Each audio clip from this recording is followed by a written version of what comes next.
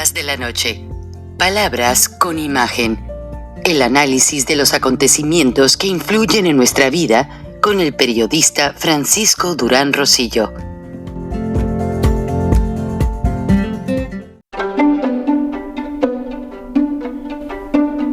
Frank Durán Rosillo te saluda y los saluda a todos ustedes, su amiga María Celeste Raraz, para invitarlos a que se suscriban a mi canal de YouTube, María Celeste Raraz, tal como mi nombre, donde les informo todas las semanas sobre entrevistas que tienen un tema que ayuda a mejorarnos como personas y de paso son interesantes.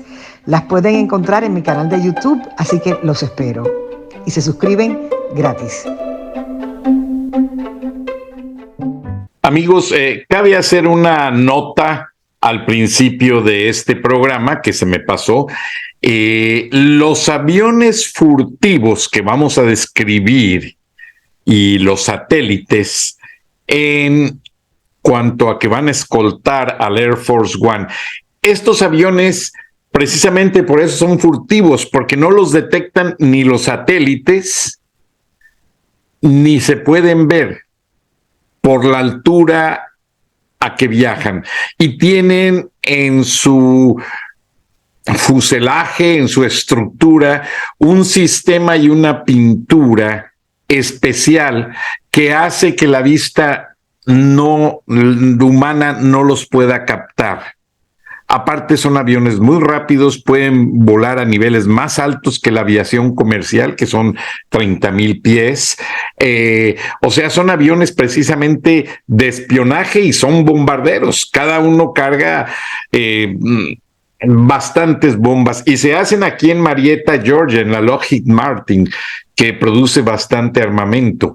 Entonces, para que por favor la gente no empiece a decir, no, es que yo fui a ver a Biden y allí estaba fuera del Chaifa y no vi nada. No, todo esto es secreto, todo esto para que por favor vean la siguiente charla y entiendan de lo que les estoy hablando. Vamos, adelante, gracias.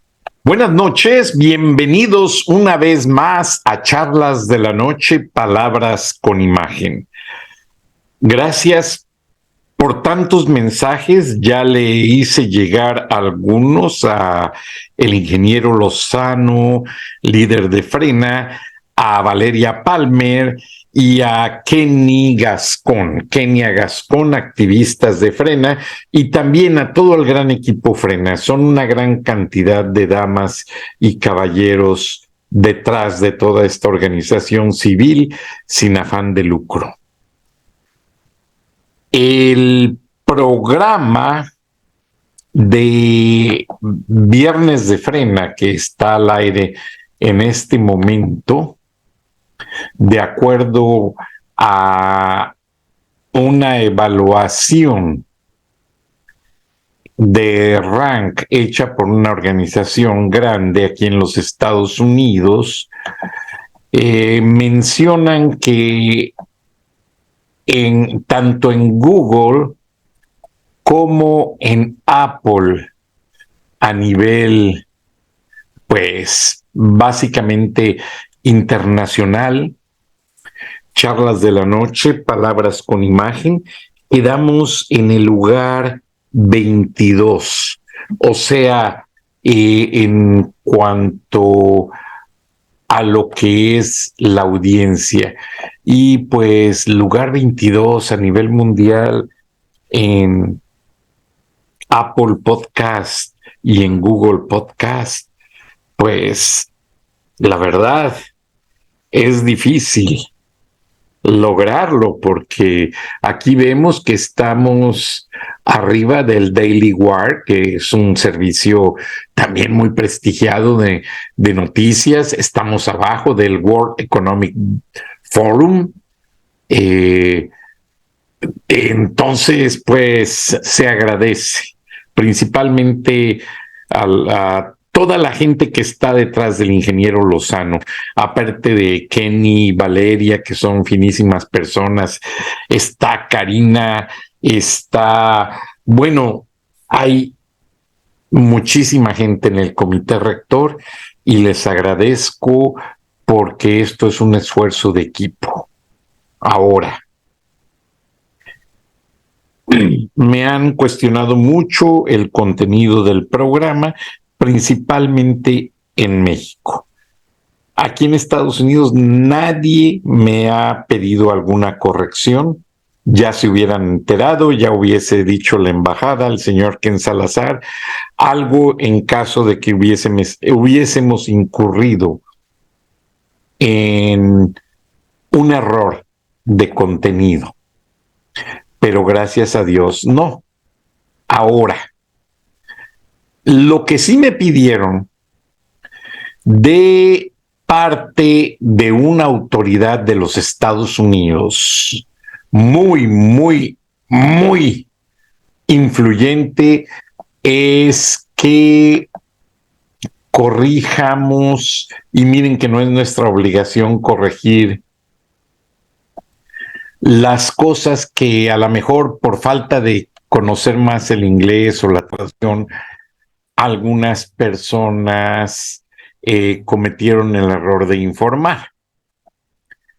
Aquí está un tuit que salió en México y que me lo hicieron llegar autoridades de Estados Unidos y dice, de acuerdo a Info, Ciudad de México News, última hora, mercenarios de Estados Unidos de la empresa Blackwater fueron quienes ejecutaron la detención del hijo del cartel de Sinaloa, protegido del gobierno de AMLO.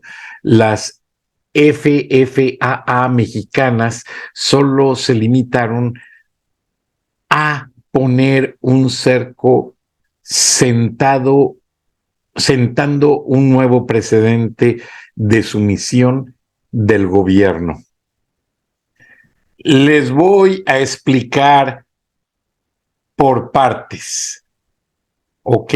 Porque no me gusta distorsionar ni criticar el trabajo de mis compañeros.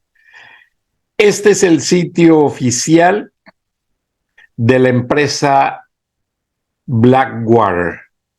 Esa foto fue tomada del sitio de contenidos y tiene hasta el crédito que corresponde a silentprofessionals.org, que es una organización que toma fotos solamente de operaciones militares. Ahora aquí ven aparte, abajo, que Blackwater tiene sus legal issues y no es un secreto, ellos venden sus servicios. Y les voy a platicar rápidamente cómo nació esta organización Blackwater y la pueden checar en el internet. Cuando el gobierno norteamericano ya tenía mucho tiempo en Irak, después del gobierno de George W. Bush, llega el presidente Obama y empezó a ser muy criticado porque no sacaba las tropas norteamericanas de Irak. Se consumó la detención de Saddam Hussein y algunas otras cosas más. Entonces el presidente Obama fue quien decidió usar ejércitos privados para mantener la seguridad de Irak. Esto fue una manera. Estados Unidos usa mucho los servicios de renta para evitar demandas, para evitar una serie de situaciones. En Estados Unidos las prisiones de los estatales, federales y municipales son rentadas a organizaciones, no pertenecen al gobierno norteamericano, para evitar una serie de asuntos legales, demandas y demás. Y lo que hace Blackwater es vender servicios, sí, podrán ser calificados de mercenarios, pero ellos ofrecen servicios de seguridad internacional a países. Son exmilitares norteamericanos y mucha gente muy experimentada. Les explico. Ellos no hicieron la detención porque Blackwater no está facultado legalmente. Ellos entran con contratos a trabajar y estuvieron dando servicio. Tenía fotos, pero las borré lamentablemente. Ellos estuvieron dando servicio al cartel de Sinaloa por varios años cuando el Chapo andaba prófugo. Sí, Blackwater sí estuvo en Sinaloa, pero dando servicios al cartel de Sinaloa. Ellos venden sus servicios de seguridad. Ellos no matan gente en el extranjero, solamente protegen por cuestiones de seguridad, y así lo dicen sus contratos. Bueno, la detención fue hecha por gente del Drug Enforcement Administration combinada con varias agencias norteamericanas que en secreto siguieron a Ovidio hasta ubicarlo. Y así ha operado Estados Unidos en muchas ocasiones. Ya pasó con el Chapo, ya pasó con muchísima gente, Caro Quintero, etcétera. Estados Unidos llama por el teléfono rojo a López Obrador, a Peña Nieto, a quien esté por allí de presidente, y le dicen: tenemos ubicado. Y lo que sucede es que, pues, hay cierta confusión. Ya ha pasado en ocasiones anteriores, desde la primera detención de Rafael Caro Quintero, que por la muerte de Enrique Kiki Camarena, pues fue juzgado en México, pero nunca se le extraditó. Y fue porque Manuel Bartlett lo protegió. ¿Y por qué lo protegió? Porque Manuel Bartlett, como secretario de Gobernación, estuvo presente en una de las torturas que hicieron Caro Quintero y sus pistoleros a la gente de la DEA, Enrique Kiki Camarena, y al piloto que lo llevó a ver toda la producción de marihuana y plantíos, etcétera. Entonces, todo lo que está pasando, pues obviamente pertenece a lo que es el control oficial. Estados Unidos lo que hace es ubica al delincuente en territorio mexicano, y por eso los agentes de la DEA tienen visas que, aunque se las dan tarde o no se las quieren dar, pero son acuerdos internacionales y están reconocidos. Hay agentes del FBI en Europa, hay agentes. ¿Por qué? Porque cuando un país tiene mucho tratado internacional, imagínense con el TEMEC, cuántos americanos no van y vienen diario, canadienses, etcétera, a México. Y todo eso tiene que darles una garantía el gobierno norteamericano. Y a veces las autoridades mexicanas no tienen la facultad bilingüe para atender ciertas cosas. Entonces los norteamericanos investigan, encuentran al delincuente y lo reportan a Washington o a una oficina, primero en la embajada, vaya usted a saber, y de allí se comunican a Washington, y de Washington le hacen saber al presidente, no al secretario de Gobernación, a nadie, no, al presidente. Tenemos al Chapo en tal lugar. Si ustedes no lo detienen, nos lo llevamos nosotros y denunciamos que ustedes no lo quisieron detener. No, pues de inmediato llega el ejército. Obviamente el Chapito siempre tiene sus anillos de seguridad, y eso fue lo que, al llegar el ejército, pues ahí fue donde se dieron las refriegas de tiros y balazos, porque esta gente siempre controla todo y no permiten tanta presencia militar cerca de los jefes delincuentes, y ahí fue donde ya empezó todo.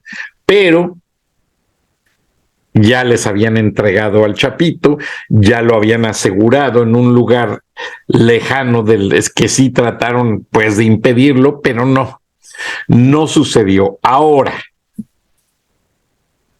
los agentes de la DEA, ellos cumplen con una misión oficial. Luis Crescencio Sandoval dice que el operativo militar, ¿por qué? Porque ya no les quedó de otra. Como lo dijimos ayer en el análisis con el ingeniero Lozano, Kenny y Valeria, ya al gobierno de México no le quedó de otra más que hacer el papelón de decir que ellos los habían detenido. A ver, ¿por qué no los detuvieron hace 4 años y medio? Si el presidente iba a desayunar con la mamá del Chapo. López Obrador ha jugado tanto con la gente que me llegó de muy buena fuente que a la mamá del Chapo y a los hijos del Chapo, López les prometió la liberación del Chapo Guzmán y traerlo o llevarlo a México como lo hicieron con Salvador Cienfuegos. Fíjense el riesgo tan grande. A Salvador Cienfuegos lo liberaron porque estaba Trump y a Trump le interesaban otras cosas más importantes que tener un general detenido, un general ya en jubilación, un general que sabe mucho porque fue secretario de la Defensa y que curiosamente está nuevamente en servicio asesorando a López Obrador y a Luis Crescencio Sandoval sobre todas estas tropelías, porque si algo tiene Salvador Cienfuegos es que se la sabe muy bien, cómo funciona la DEA, cómo funciona la CIA, la embajada, el FBI. Pero lo que sucede es que sí fue la DEA y ya cuando se los entregaron, ya fue cuando llegó el ejército, el cartel de Sinaloa trató de repeler, trataron de evitar el acercamiento de las fuerzas militares y ahí fue donde se agarraron. Pero el ejército mexicano no hizo la detención. Salvador Cienfuegos, quien es el jefe de Luis Crescencio Sandoval, sabe perfectamente cómo se tejió el asunto, porque de hecho nadie supo hasta la hora en que lo entregaron. Y la detención no se dio en la madrugada, se dio una noche antes. O sea, hoy es viernes, se supone que sucedió ayer jueves en la madrugada. No, desde el miércoles estaba detenido el Chapito, pero lo tenían pues sitiado como al papá que salió huyendo y de la casa de seguridad la Policía Federal en aquel entonces se lo llevó a un hotel de paso y ahí lo tuvieron hasta que llegaron los refuerzos. Así se manejan y manipulan esas situaciones. Pero el tema que realmente está causando furor es que también están tratando de confundir diciendo que le tramitan un amparo. Claro, es un derecho constitucional.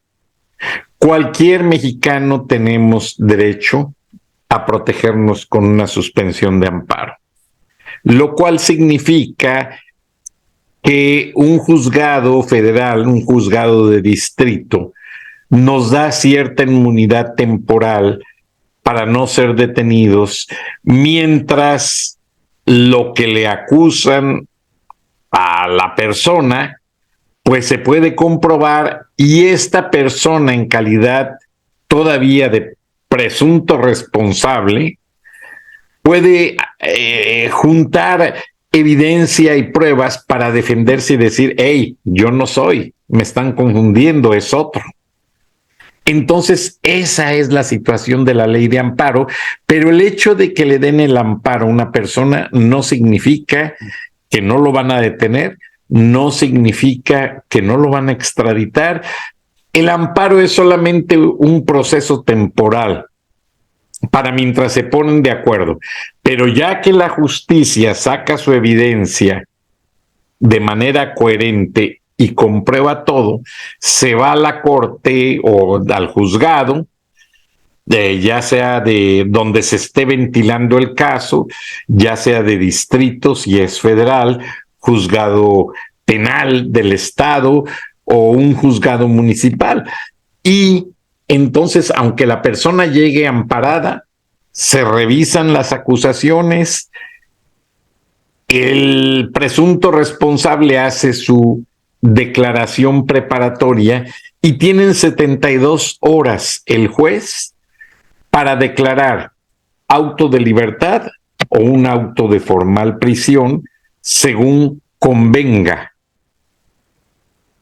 esta situación. Pero no es nada más de que sí funciona así o no funciona, no, es un proceso y me pidieron que lo aclarara, pues ahí está, pero el Chapito fue detenido por la DEA junto con algunos militares norteamericanos y sí va a ser extraditado a los Estados Unidos. Quizás no mañana o pasado, en algunas semanas. Ahora, vamos a entrar a la sustancia del tema. El presidente Joe Biden va en el Air Force One a México con una comitiva, aparte de ir acompañado de su esposa, que es una maestra, que tiene doctorado en educación. A ver con qué le sale la supuesta PhD o doctora Gutiérrez Müller. Ojalá y no enseñen más el cobre. Es una vergüenza para nosotros los mexicanos ver que hemos caído tan bajo.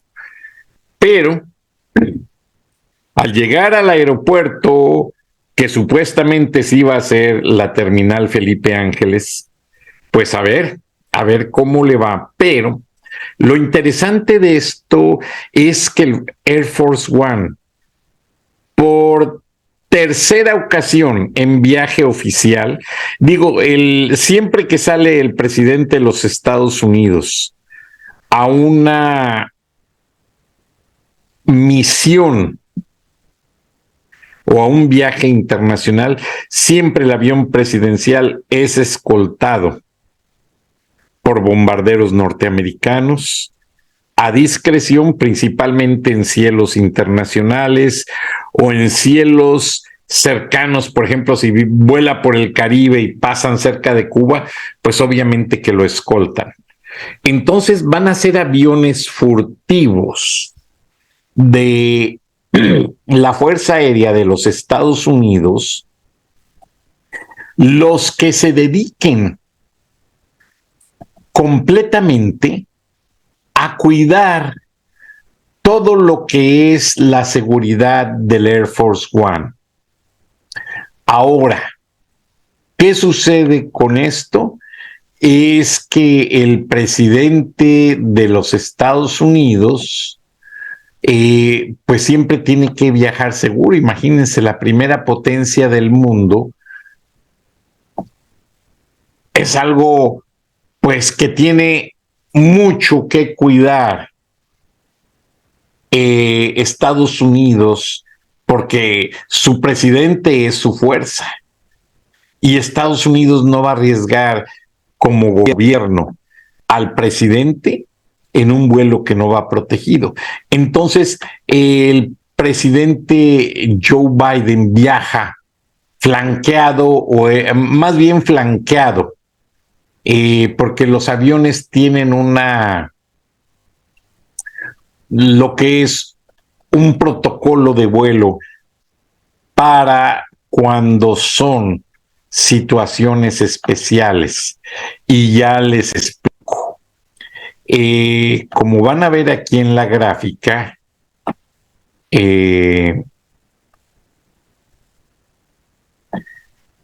Estados Unidos, aparte de llevar los aviones furtivos, tanto al frente, atrás, a los lados y abajo del avión, no dentro de lo que es el avión, sino 10,000 pies abajo, van volando en sincronía estos bombarderos para cuidar que el Air Force One no sea atacado por nadie. Pero también un sistema Raytheon, que es lo más novedoso dentro de este nuevo milenio, desde que el presidente Trump creó ese departamento de defensa espacial, aeroespacial. Bueno, pues ya tienen en funcionamiento lo que son, y fíjense qué curioso, lo dan a conocer hoy viernes, cuando justo el presidente Trump, el presidente Biden va con López. Yo les informé hace unos días cómo va a cuidar Estados Unidos a México, Estados Unidos y Canadá de ese satélite ruso que quiere interceptar señales y robar la privacidad de los mexicanos.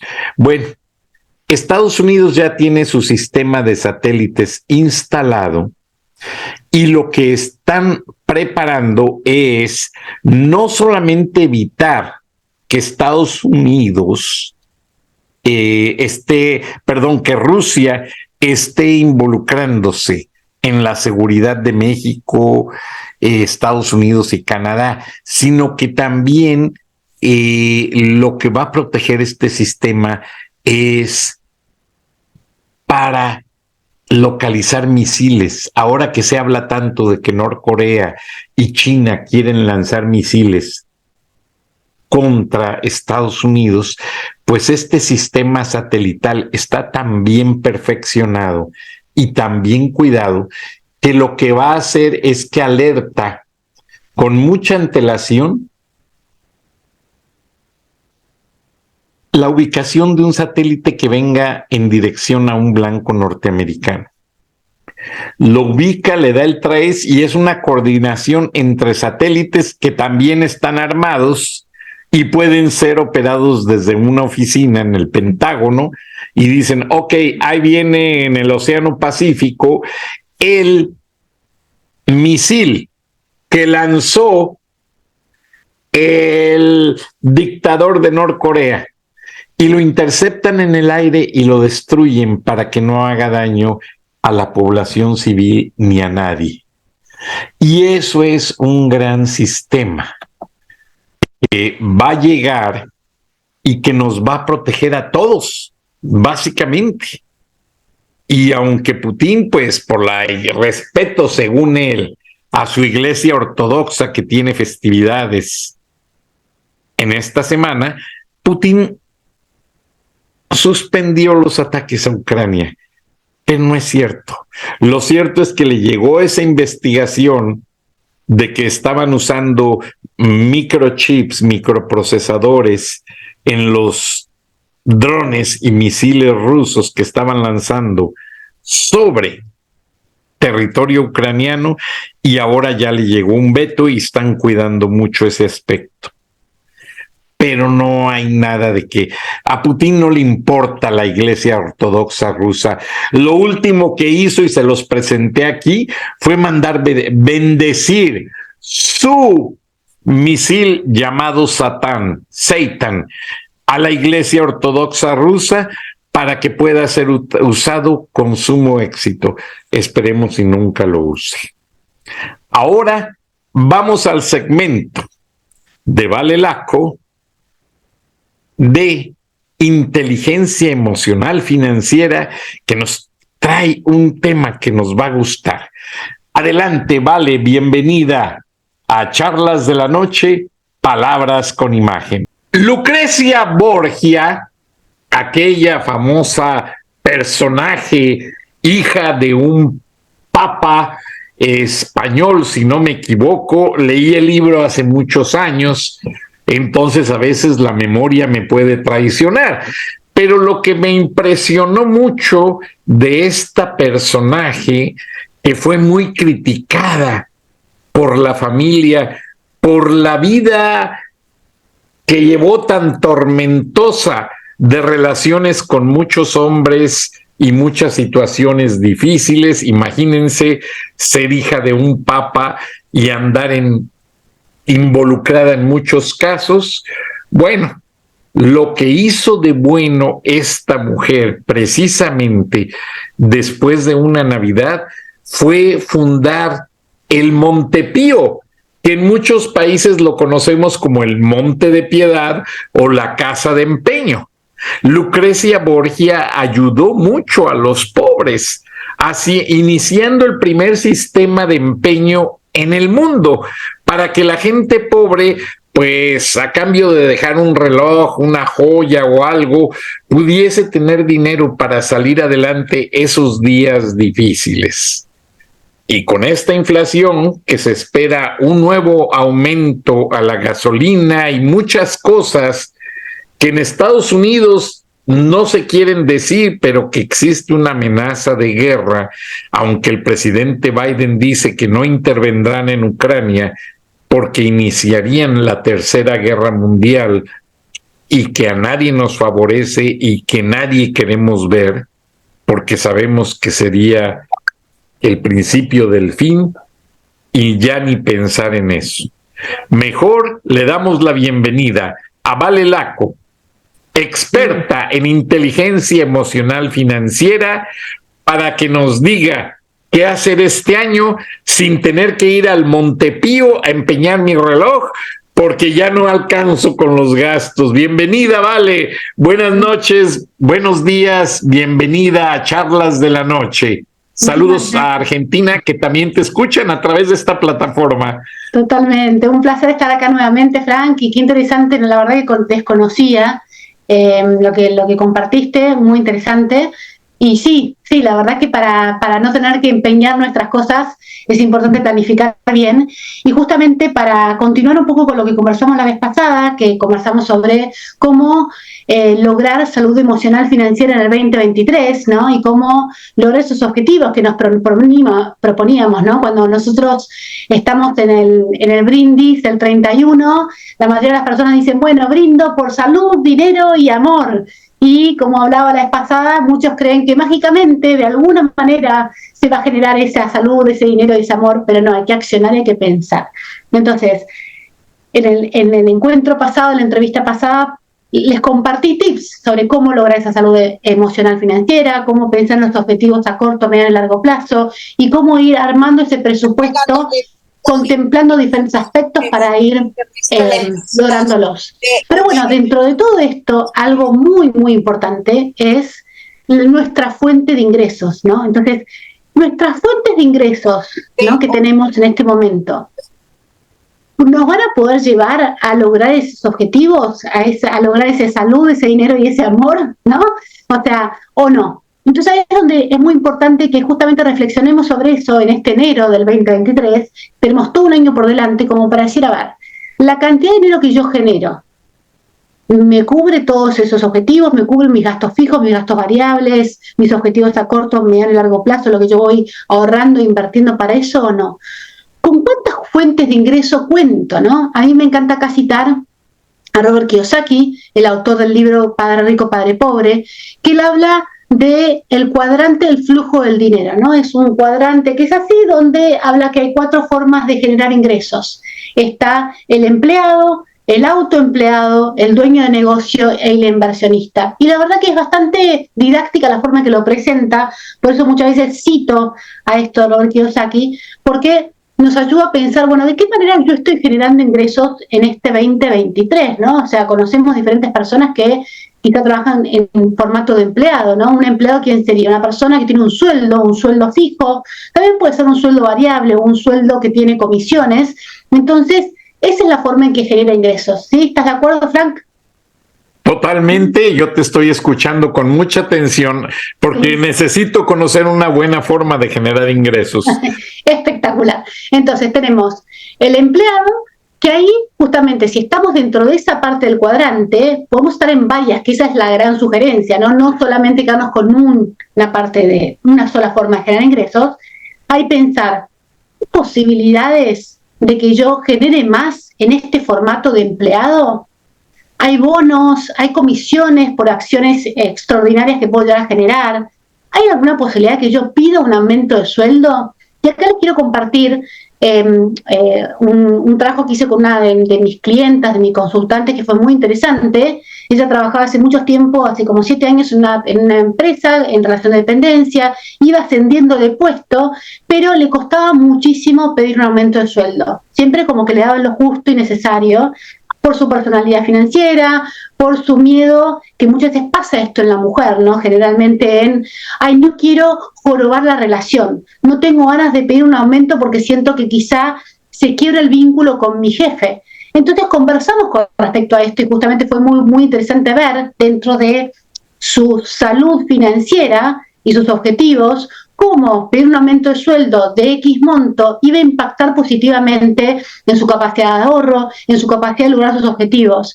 Y algo que venía posponiendo hace como 5 años, viendo los números claros, dijo, es verdad, vale, yo no puedo seguir posponiendo este miedo, esto no puedo seguir ocultando esto, no puedo seguir procrastinando, tengo que tomar coraje y tengo que ir a pedir este aumento de sueldo. Bueno, cuestión que hicimos un seguimiento muy cercano, viendo, bueno, cuáles eran la negociación, ¿no? Los puntos fuertes, cómo podía ella proponerle esto a su jefe.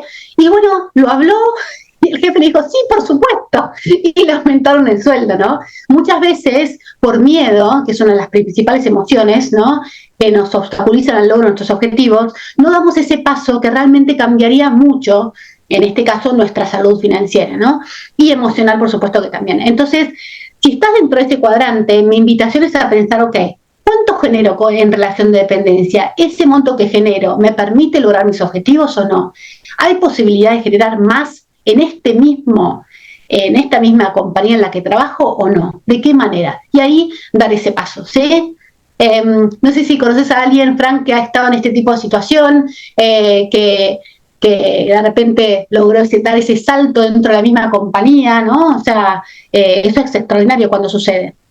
Sí, bastantes personas y principalmente aquí en Estados Unidos, yo estuve viendo situaciones muy interesantes porque los americanos son muy especiales, principalmente a nivel corporativo.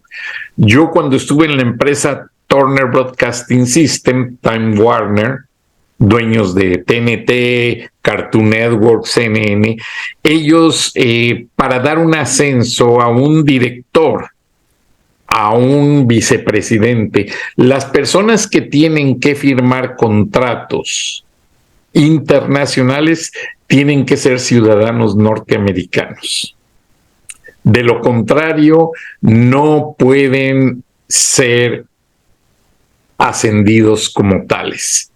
Okay. Entonces, aprendí demasiado, lo vi con muy buenos ojos y aparte eso me motivó a hacer mi segunda carrera. Yo tengo 2 bachelor degrees,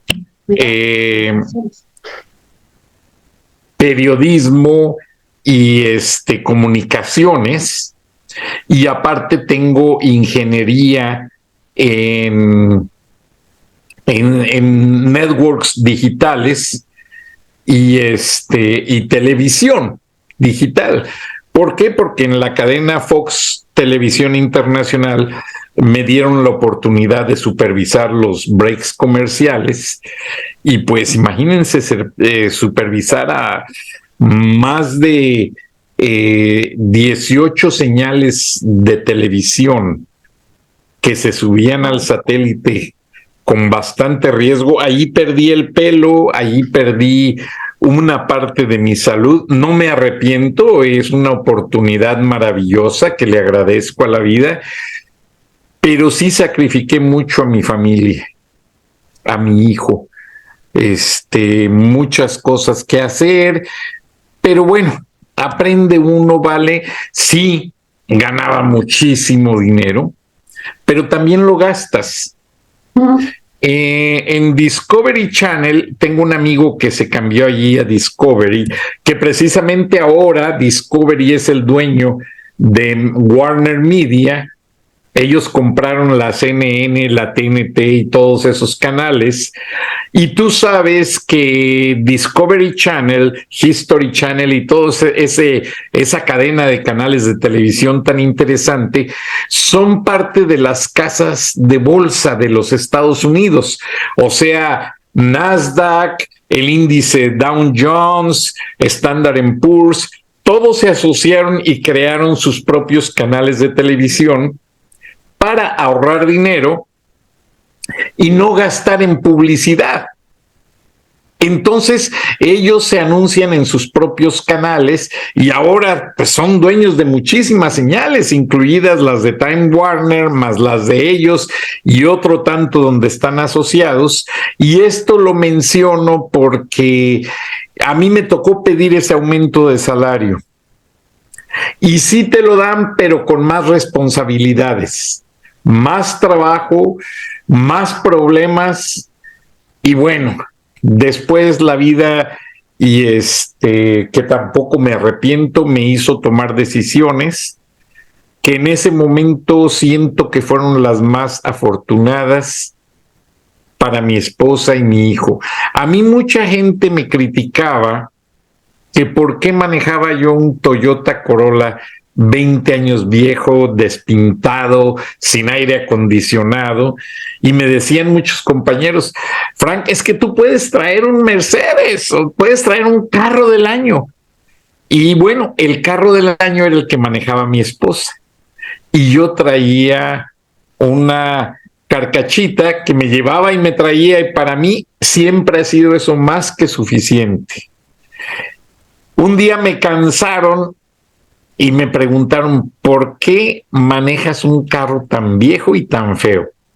Y mi respuesta, Vale, fue, antes de conocerte, es que a mí no me gusta arrastrar el dinero. Porque es cierto, te pones una deuda de 50, 60 mil dólares en algo que lo usas para ir y venir y te privas de muchas cosas, más aparte el seguro del auto es carísimo.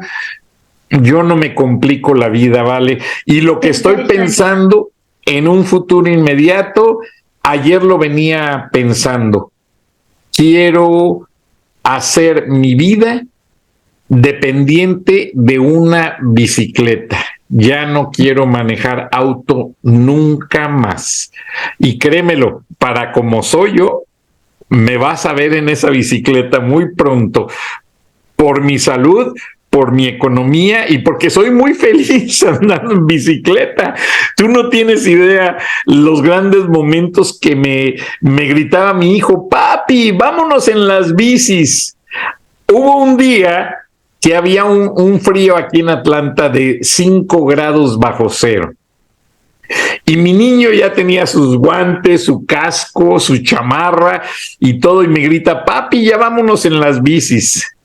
Y le digo a mi amada esposa, ¿sabes qué? No le puedo fallar. Y no le fallé.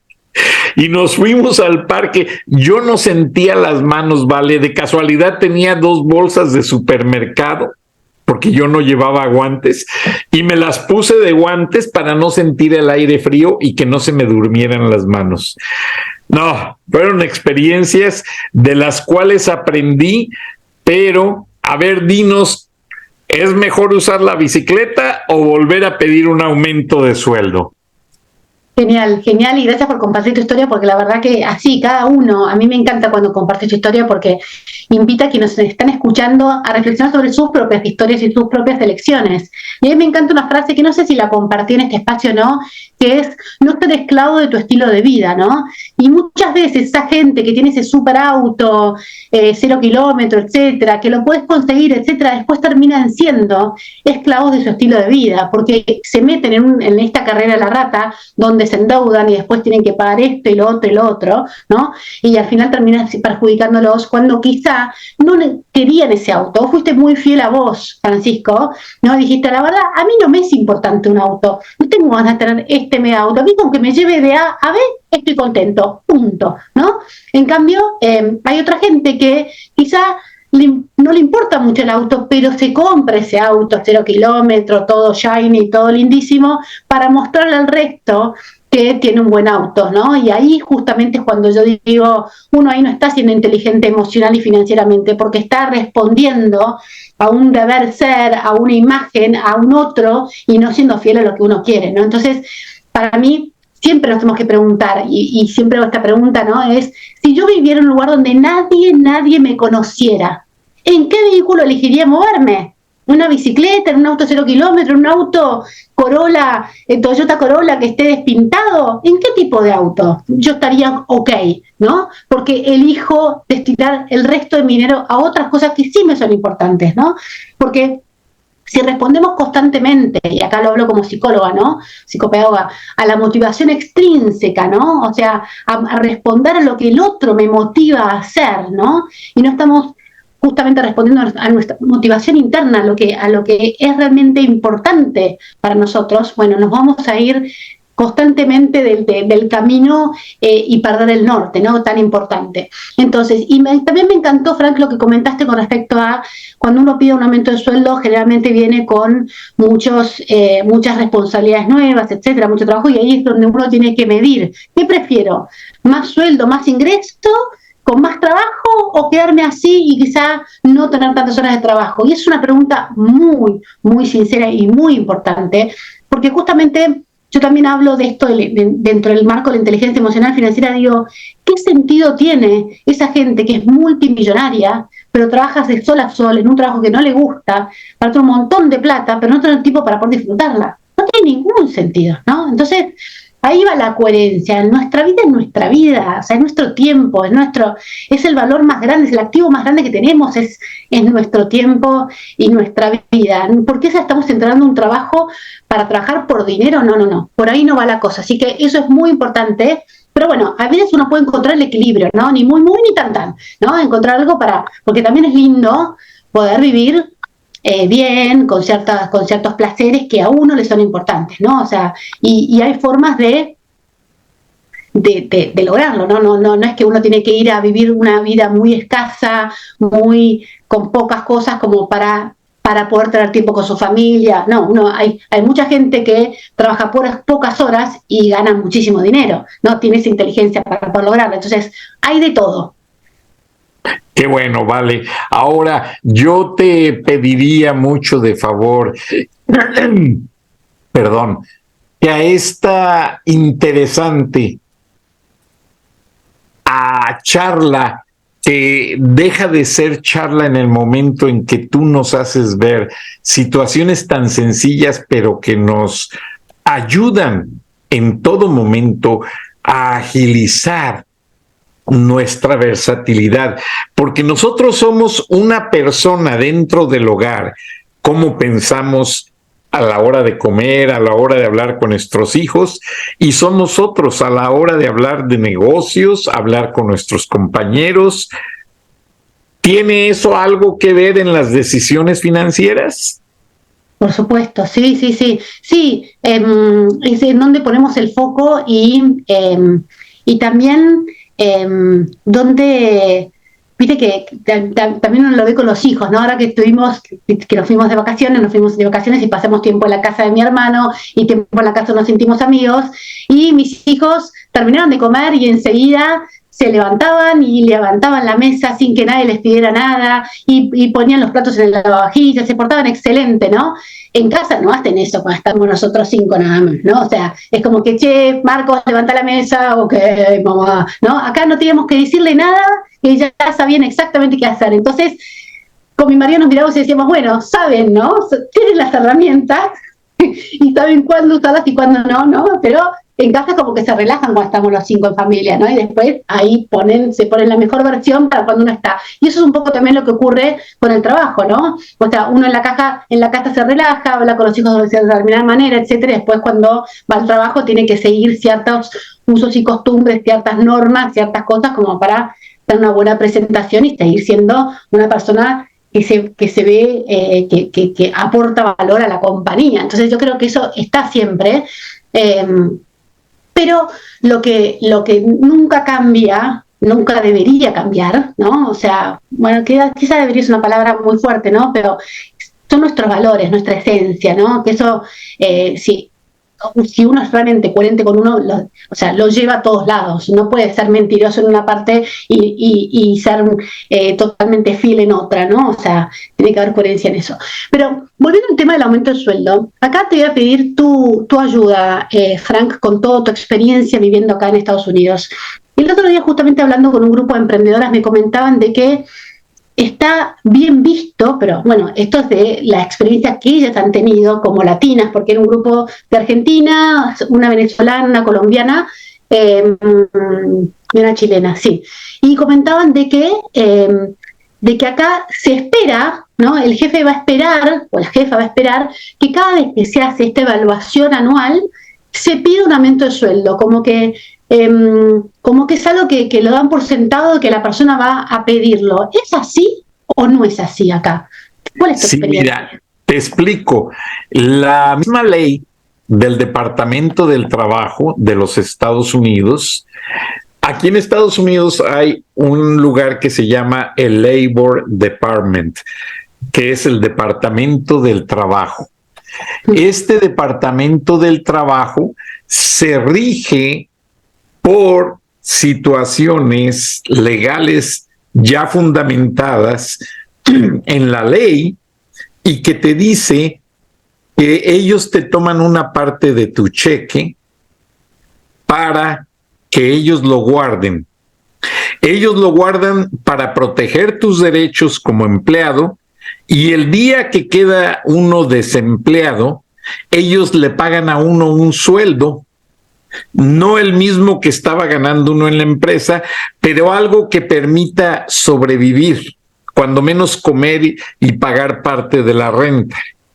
Entonces, este Departamento del Trabajo se rige por una ley que se llama la Ley de Igualdad de Oportunidades en el Empleo, Equal Opportunity Employment.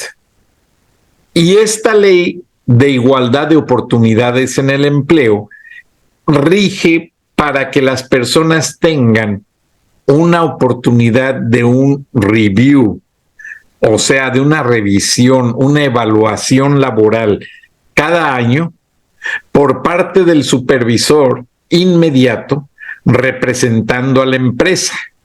O la puede hacer el supervisor o la puede hacer el Departamento de Recursos Humanos. ¿Qué pasa con esto?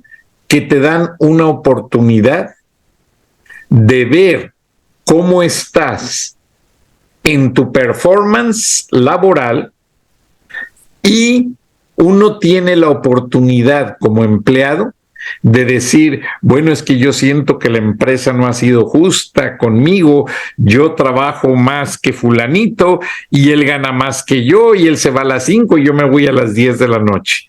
Entonces, uno tiene, es un derecho de la gente, es un derecho, aunque hay estados como Georgia, el estado de Georgia es un estado que le llaman hire and fire, contrata y despide. Es un estado que no respeta los derechos de los sindicatos, aunque hay sindicatos muy fuertes. Y te pongo el ejemplo más grande. En el estado de Georgia existen en los últimos años muchos estudios de cine que se vinieron de California, ¿vale? Entonces tú quizás has escuchado hablar de esto. A mí no me gusta salir mucho, yo me pongo en un cuadrito chiquito para que tú seas la atención de todo. Pero ya que estamos hablando de los estudios de cine, ellos se salen de California porque en California los sindicatos son muy fuertes y los apoya el gobierno y son capaces de acabar con una empresa.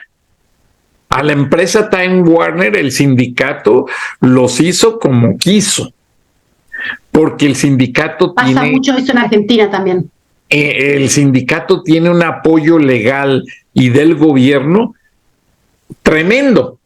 En cambio, en Georgia no tienen reconocimiento. Se les menciona y todo, pero no tienen ese poder de llegar y parar una empresa de la noche a la mañana.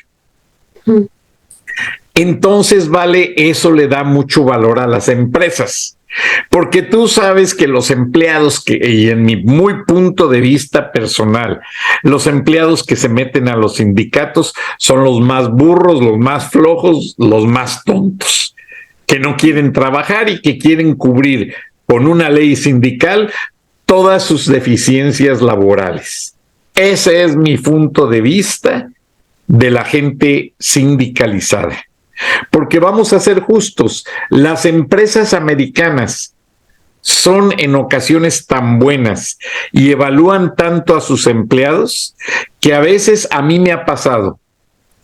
Yo en la Turner tuve una jefa que yo nunca pedía aumento de sueldo.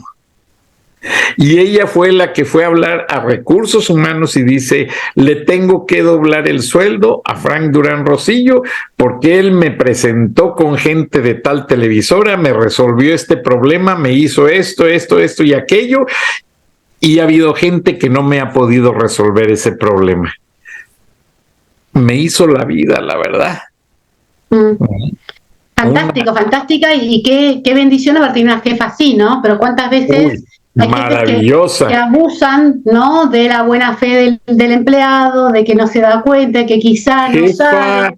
¿No? Jefa y amiga, vale, porque entre la poca gente que me acompañó el día que mi esposa tuvo su misa y todo, fue ella. Ah, por cierto, aquí tengo una foto de ella, te la voy a presentar.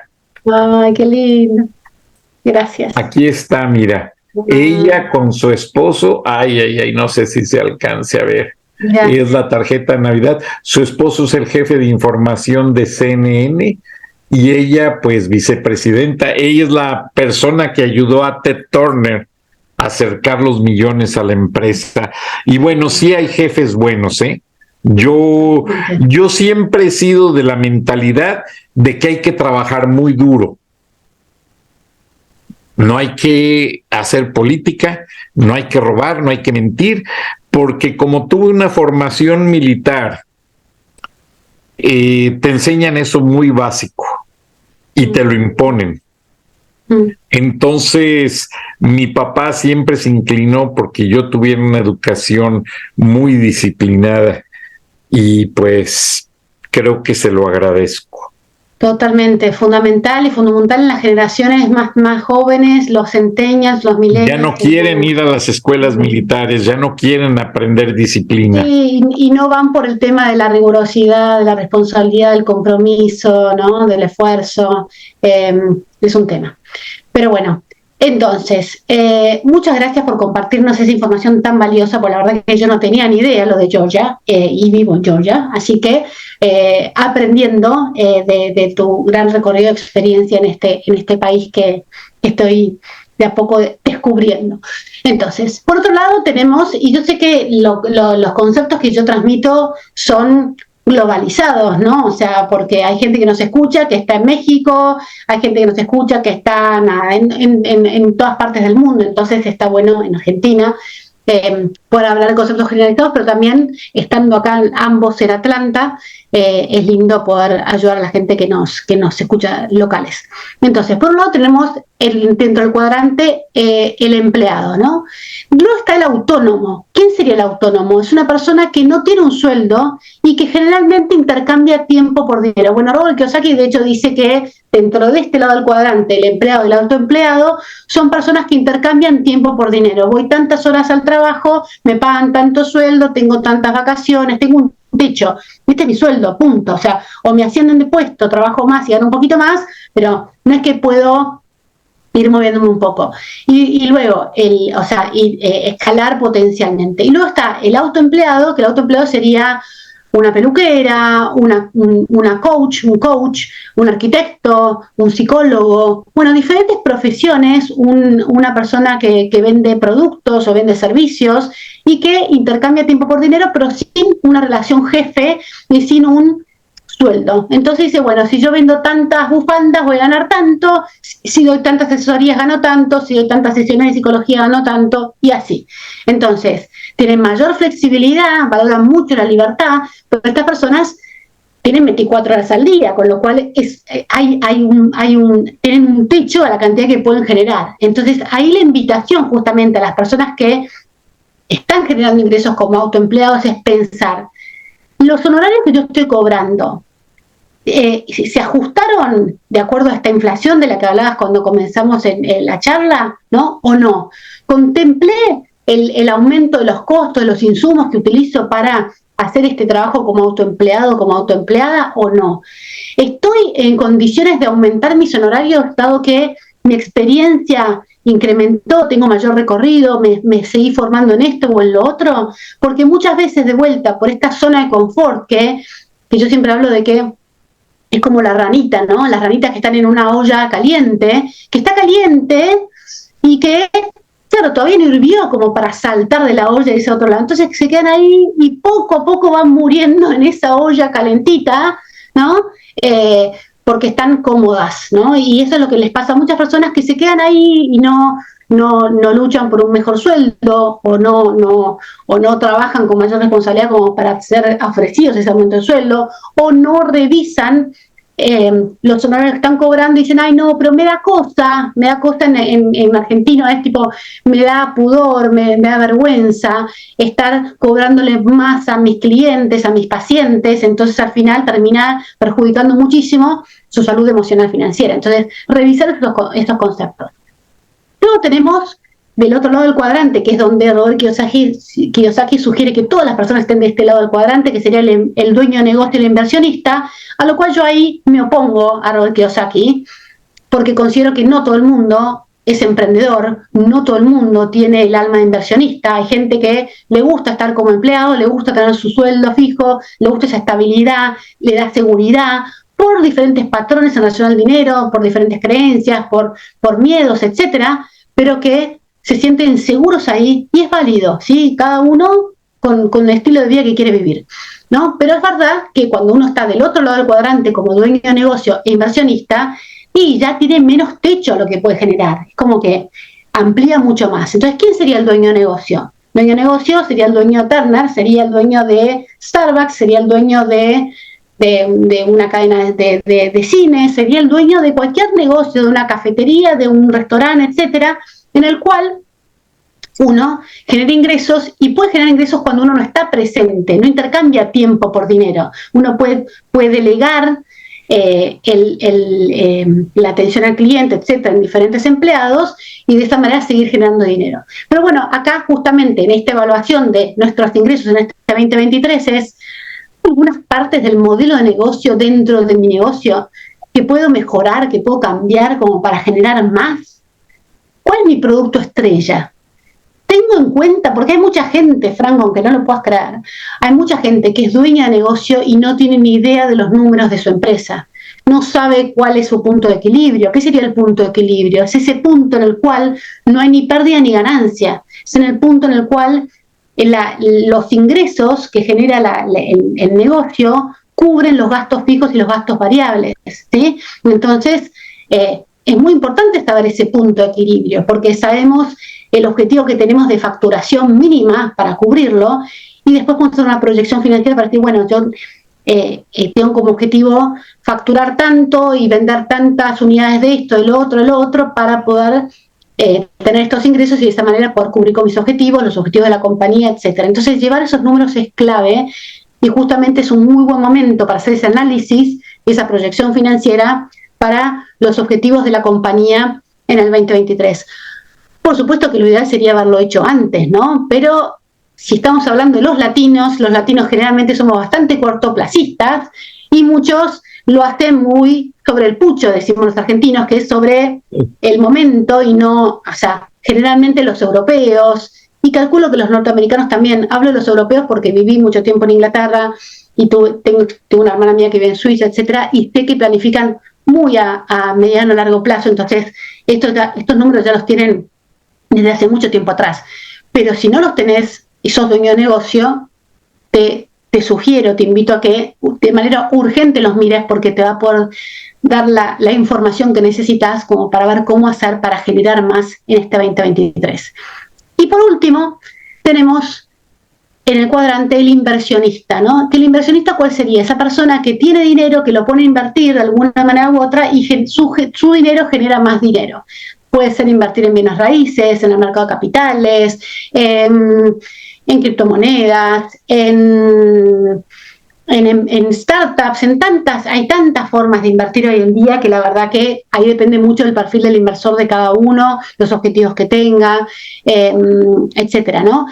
Y también es importante pensar de que no es que uno, como decía al principio, no es que uno está en una parte del cuadrante. Lo ideal sería diversificar nuestras fuentes de ingreso y estar, por ejemplo, empleado e inversionista, o dueño de negocio inversionista, o empleado y autoempleado e inversionista. O sea, uno puede combinar varias formas para de esa manera no solamente incrementar tu fuente de ingresos y generar más, sino también diversificarlas. ¿Para qué? Para que si ocurren eventos extraordinarios como fue la pandemia, uno pueda decir, bueno, quizás se me frena este ingreso porque, vamos que no sé, uno trabajaba como autoempleado vendiendo, no sé, bufandas, volviendo al tema de las bufandas. Y bueno, nadie usa una bufanda porque nadie está haciendo de su casa. Entonces de repente me vi que se me cortó por completo mi ingreso. Bueno, pero si yo en paralelo estaba invirtiendo mi dinero, voy a poder tener un ingreso residual a partir de ahí, o si estaba trabajando en relación de dependencia, puedo mantener mi trabajo si puedo trabajar online, etcétera, ¿no? Entonces, muy importante siempre pensar en esto, y cuando compartimos nuestras finanzas con otra persona, ya sea nuestra pareja, un amigo, un hermano, etcétera, pensar en nuestras fuentes de ingreso y cómo vamos a hacer para juntos planificar este 2023 considerando los ingresos que generamos en conjunto, ¿no?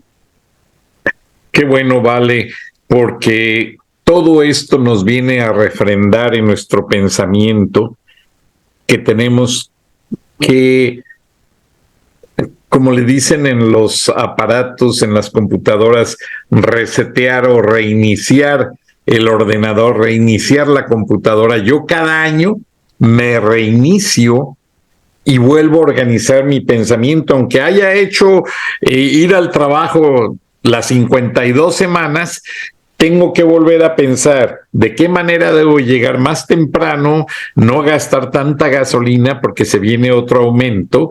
Y te quería decir antes de cerrar el programa, porque es muy polémico en los Estados Unidos, el uso de las criptomonedas.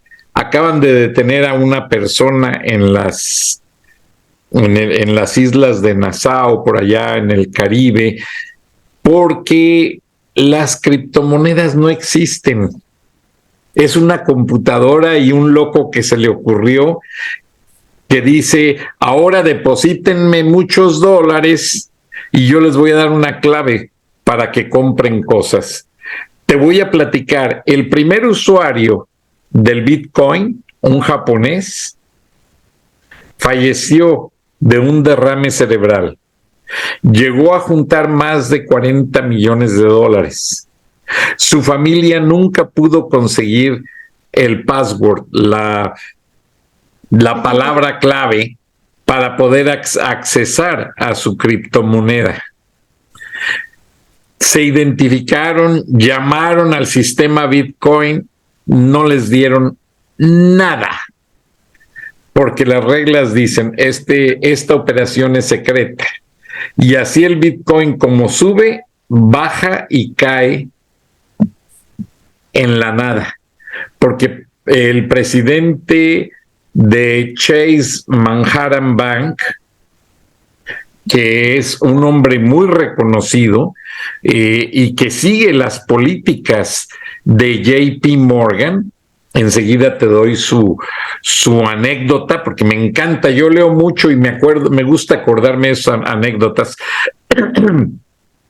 Hace 2 años el presidente de Chase Manhattan dijo que no iban a apostar a las criptomonedas, y no lo están haciendo, porque son el peor engaño.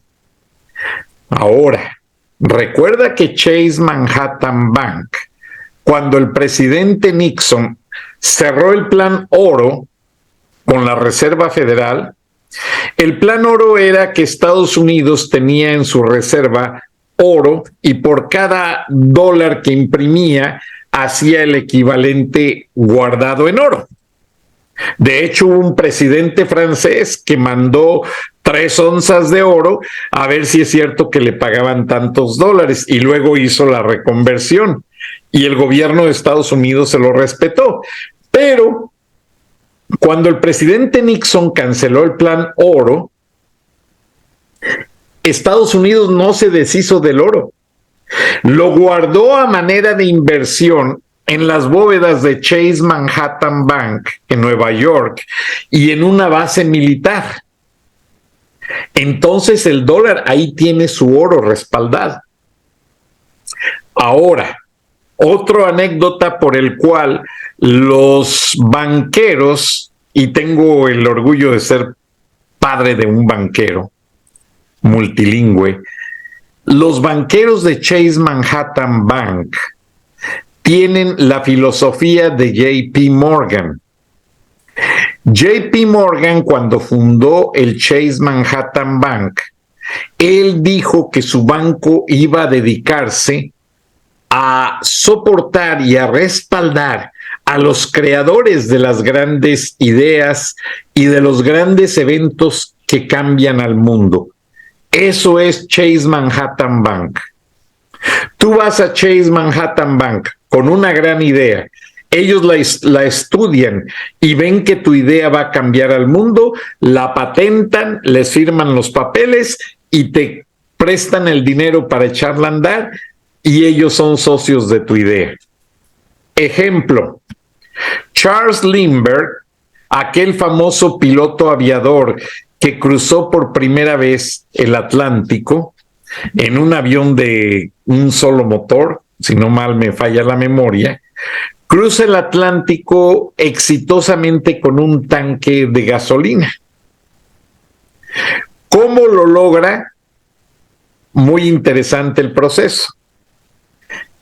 Charles Lindbergh estudiaba mucho la cartografía y la dirección y la velocidad de los vientos en los océanos, que tienen un ciclo. Acuérdate que hay los vientos alisios, vientos así, y todos tienen un ciclo.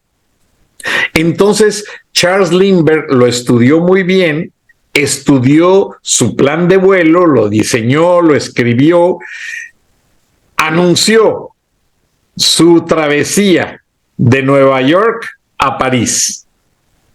La logra y el gobierno de Francia le organiza un gran desfile para ovacionarlo.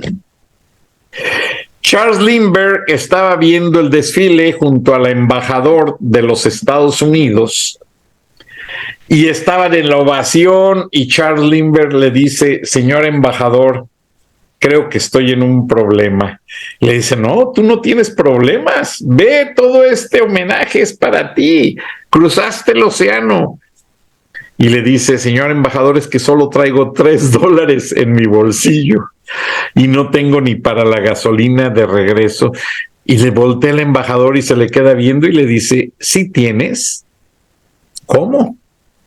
Sí, nos llamó a la embajada JP Morgan, el dueño de Chase Manhattan Bank, y nos dictó un contrato que nosotros como embajada podemos representar a las empresas, en el cual tú nos das o le das a Chase Manhattan y a JP Morgan tu plan de vuelo diciendo cómo vas a cruzar los océanos de ida y de venida, y entonces tú vendes esas ideas, esa tecnología del viento. Tecnología es ver el desarrollo de cómo funciona el viento, y ya tienes un depósito de $3 millones solo por ese hecho.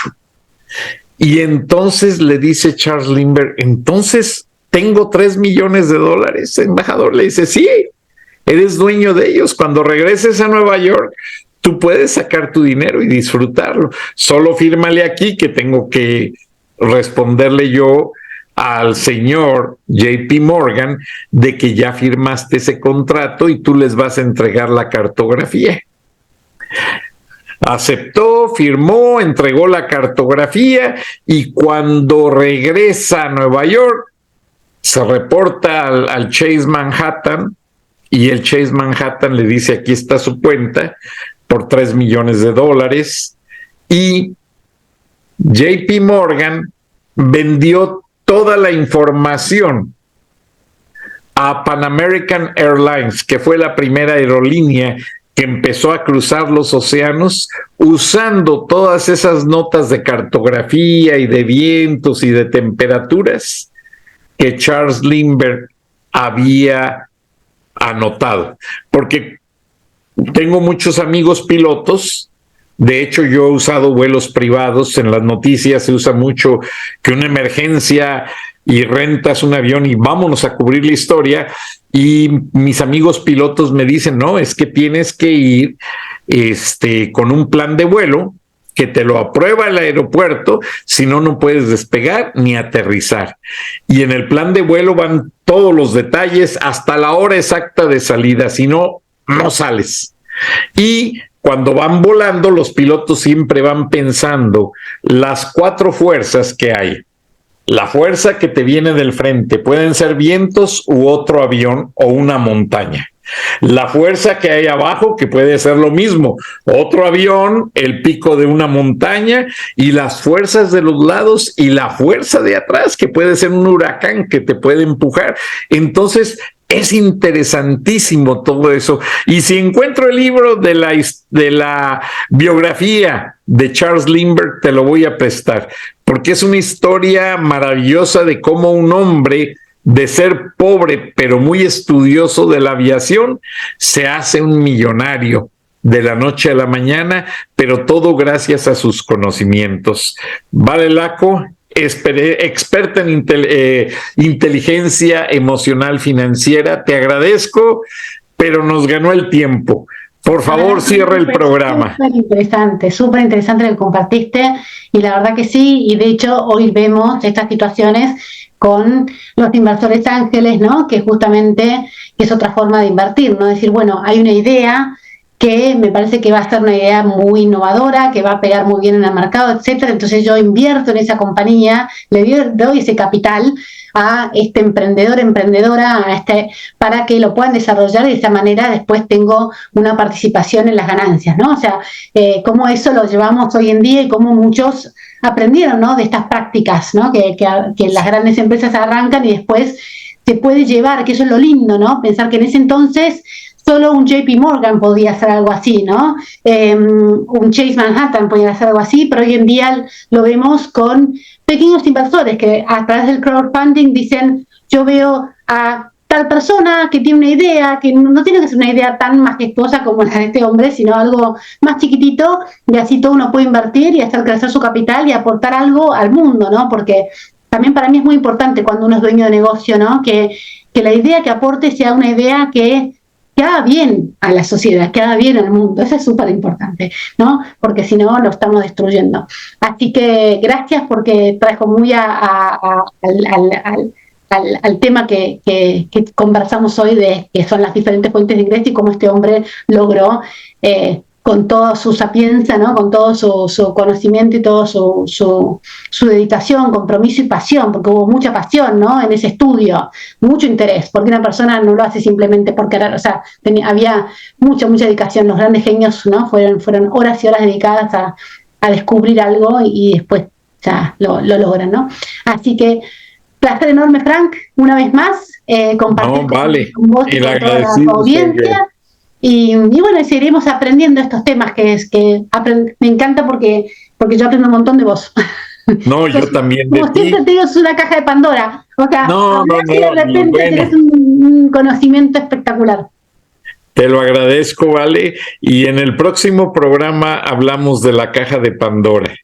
Ok, dale. Porque es algo de la mitología griega súper interesante.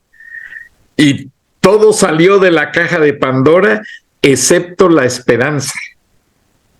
La esperanza no salía de la caja de Pandora, y mi esposa se llama Esperanza, y yo tengo mucha esperanza en todos, en este proyecto tan maravilloso, como lo tengo en ti, porque eres una gran analista. Y bueno, Dios te bendiga, Dios bendiga a tu familia, a tu esposo, a tus hijos y a toda la gente que nos escucha amablemente, porque Vale nos va a ir llevando de la mano hasta que recuperemos el control de nuestro presupuesto. Gracias, Vale Laco. Un placer enorme, gracias a vos. Encantado de saludarte. Buenas noches, buenos días, nos vemos y nos escuchamos mañana. Hasta entonces.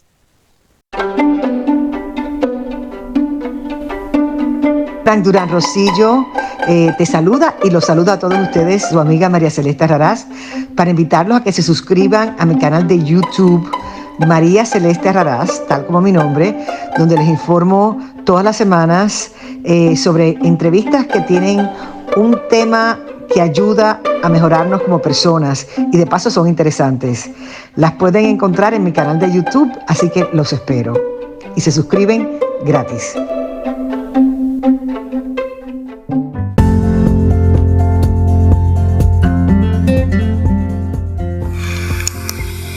Escuchaste el análisis de la noticia, transparente como el agua, con el periodista Francisco Durán Rosillo.